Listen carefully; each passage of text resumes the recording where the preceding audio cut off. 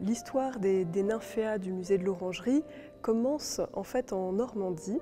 Claude Monet fait l'acquisition d'une propriété à Giverny et cette propriété a un jardin et dans ce jardin, Monet va concevoir un étang qui sera peuplé de plantes aquatiques qui va constituer le motif de son œuvre pendant une trentaine d'années.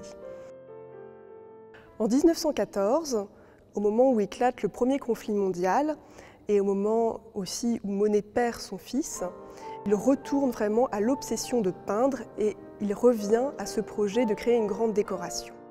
Pendant l'année 1915, il va construire un grand atelier avec une grande hauteur sous plafond et une lumière zénithale qui va préfigurer ce que seront ces grandes décorations une fois installées.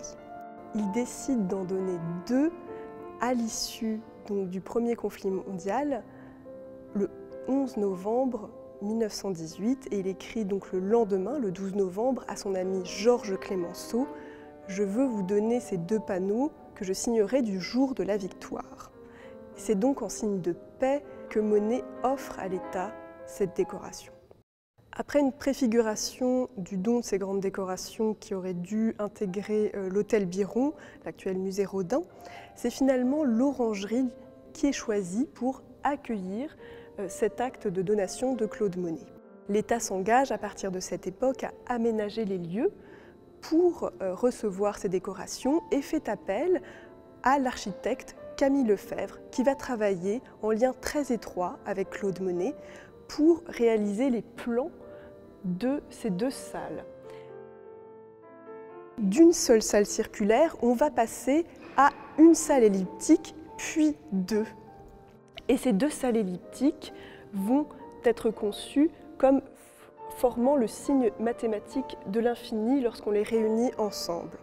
La disposition du lieu est également tout à fait particulière puisque les compositions vont décrire des heures différentes de la journée, du lever du soleil au coucher du soleil, et le bâtiment est également orienté est-ouest. Et donc on a vraiment tout un continuum de temps où c'est comme si le soleil se levait dans la deuxième salle des nymphéas pour venir se coucher dans la première salle, et on voit vraiment toutes les heures du jour qui évoluent sur les compositions.